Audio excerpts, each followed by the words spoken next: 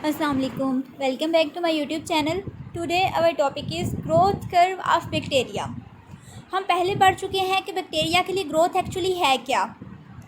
Bacteria के लिए growth जो है वो है इंक्रीज़ इन नंबर, यानी अगर बैक्टीरिया का नंबर जो है जैसे ई कोलाई है तो 20 मिनट्स के बाद अगर उसका नंबर डबल हो जाता है तो हम कहते हैं कि बैक्टीरियल ग्रोथ हो रही है। ठीक है। अच्छा, अब ग्रोथ कर्व जो हमारे पास आता है ना, ये आपको यहाँ पे एक ग्राफ टाइप स्ट्रक्चर नज़र आ रहा होगा। ये जो कर्व है ना हमारे पास, ये उन माइक्रो ऑर्गेनिजम्स के लिए स्पेसिफिकली होता है जो क्लोज कल्चर में ग्रो करते हैं या बैच कल्चर में ग्रो करते हैं। तो ये एक्चुअली क्लोज कल्चर या बैच कल्चर है क्या। अब देखें, हमारे पास एक पैट्री डिश है। ठीक है, ये फॉर एग्जांपल हमारे पास एक पैट्री डिश है, इसमें हमने इनाकुलम ऐड कर दिया, न्यूट्रिएंट्स भी ऐड कर दिए।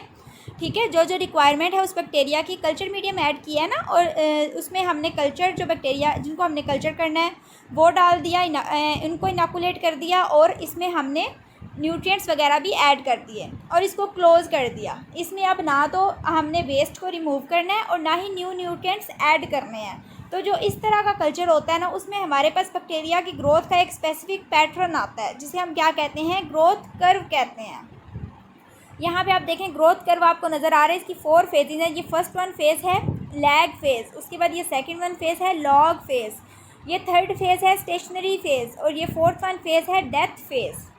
ठीक है, अभी इनकी हम नेक्स्ट डिटेल पढ़ते हैं। अभी आपको पता होना चाहिए 2 पॉइंट्स हमने देखे कि ग्रोथ जो है बैक्टीरिया में वो क्या होती है, इंक्रीज़ इन नंबर होता है। और ये किन माइक्रो ग्रोथ कर्व कौन से माइक्रो ऑर्गेनिज्म शो करते हैं, जो बैच कल्चर में या क्लोज कल्चर में ग्रो करते हैं। बैच कल्चर या क्लोज कल्चर कौन सा होता है कि जिसमें हम एक ही दफ़ा में इनाकुलम भी ऐड कर देते हैं, न्यूट्रिएंट्स भी ऐड कर देते हैं। अब ना तो हम उसमें दोबारा न्यूट्रिएंट्स ऐड करते हैं, ना ही वेस्ट वगैरह को रिमूव करते हैं। तो हमारे पास जो ग्रोथ का एक स्पेसिफिक पैटर्न आता है उसे हम ग्रोथ कर्व कहते हैं। अगर हम नेचर में बैच कल्चर की एग्जांपल देखना चाहें तो पौंड है। आपको पता है पौंड में स्मॉल नंबर ऑफ़ सेल्स जो होते हैं वो ग्रो करते हैं। उसमें हम बहुत कम ऐसा होता है कि हम न्यू न्यूट्रिएंट्स ऐड करें। जो उसमें चीज़ें होती हैं उसी पे जो ऑर्गेनिजम्स पौंड में रहते हैं वो फीड करते हैं और टॉक्सिन्स भी वहीं पे अकामुलेट होते रहते हैं। अब यहाँ पे ग्रोथ कर्व स्टार्ट करने से पहले एक टर्म है जिसे हम क्या कहते हैं, कल्चर डेंसिटी।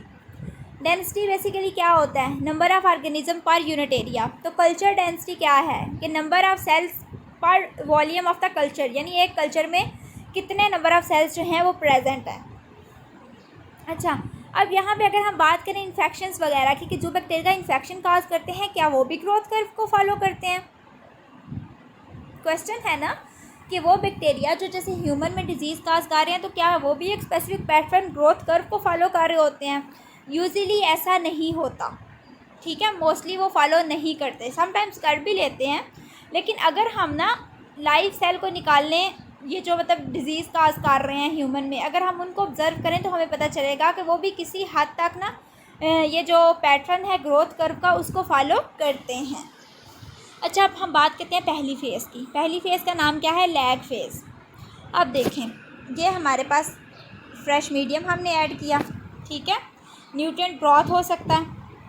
अब इसमें हमने ना small number of sales add करने हैं, उनको हम क्या कह रहे हैं, इनाकुलम कह रहे हैं। यानी फ्रेश मीडियम में हमने एक तो न्यूट्रिएंट्स दिए ना फ्रेश मीडियम की फॉर्म में, और इसमें हमने ऐड क्या कर दिया, इनाकुलम ऐड कर दिया।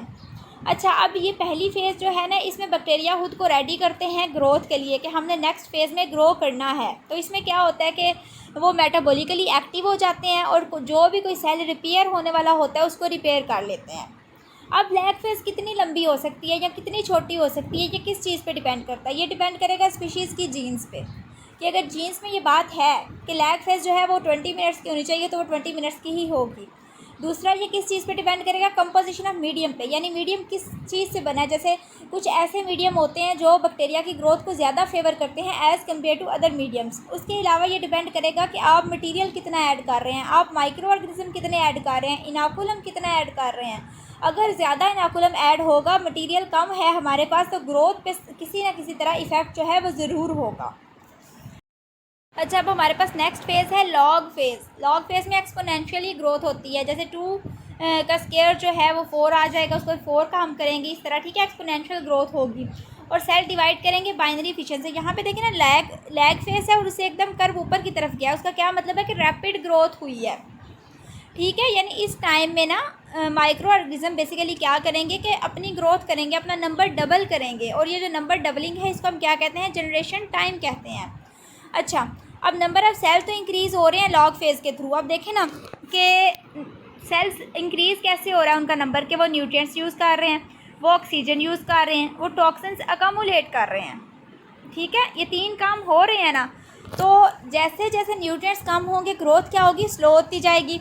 ये स्लो ग्रोथ जो है एक ऐसी कंडीशन पे आ जाएगी जिसे हम क्या कहते हैं, स्टेशनरी फेज़। आपने देखा ग्राफ ऐसे था, ऐसे। अब ये वाली जो फेज़ है ये स्टेशनरी फेज़ है। स्टेशनरी फेज़ में क्या होता है कि जो डिवाइडिंग सेल का नंबर है और जो डाइंग सेल का नंबर है वो इक्वल हो जाता है। ठीक हो गया, यानी आप कह सकते हैं कल्चर डेंसिटी इक्वल हो जाती है, जितने सेल पैदा हो रहे हैं उतने ही मार भी रहे हैं। ठीक हो गया।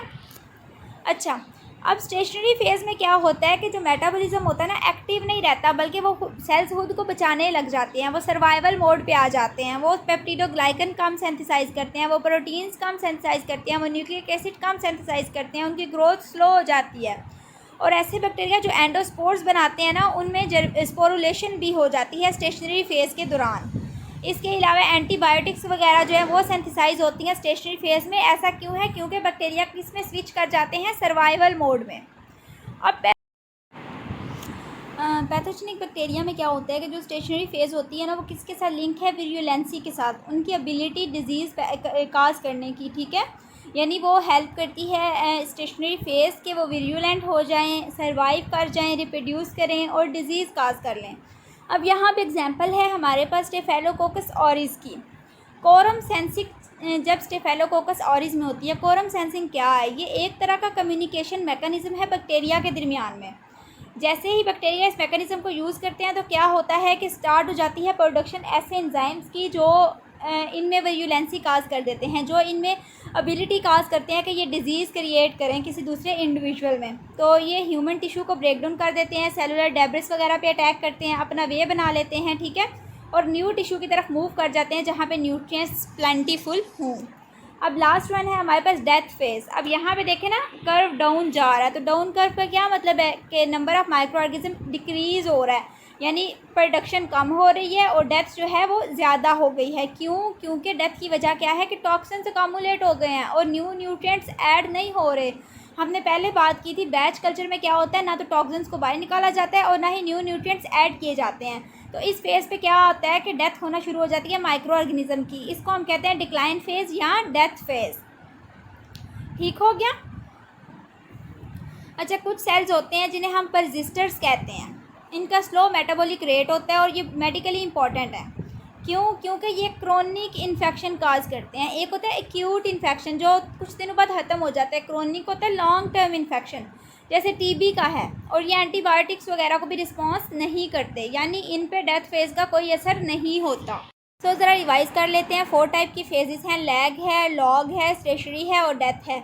अब इनको ज़रा सम अप करते हैं। लैग फेज़ में ग्रोथ नहीं होती बल्कि बैक्टीरिया मेटाबॉलिकली एक्टिव होते हैं ग्रोथ के लिए। लॉग फेज़ में एक्सपोनेंशियली ग्रोथ होती है। स्टेशनरी फेज़ में क्या होता है कि इक्वल हो जाता है ग्रोथ रेट और डेथ रेट। और डेथ फेज़ में क्या होता है, ये डिक्लाइन फेज़ में कि जो डेथ होती है माइक्रो ऑर्गेनिज्म्स की वो हो जाती है 2 रीजन्स की वजह से, न्यूट्रिएंट्स की कमी की वजह से और टॉक्सिन्स की अकामुलेशन की वजह से।